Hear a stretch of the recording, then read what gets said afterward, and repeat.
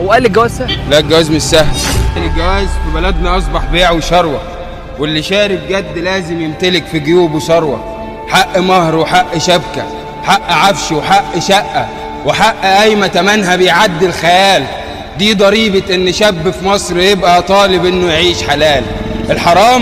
الحرام بقى سهل ومتاح، والحلال بقى مش مباح، والشباب الله يعينه نفسه يكمل نص دينه.